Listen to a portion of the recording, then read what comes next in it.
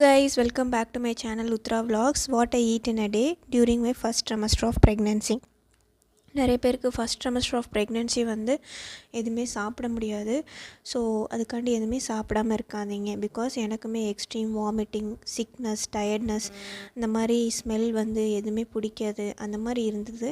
But நம்ம தான் பார்த்துக்கணும். பிகாஸ் வந்து நம்மளை விட யாரும் நம்மளை பெட்டராக பார்த்துக்க முடியாது.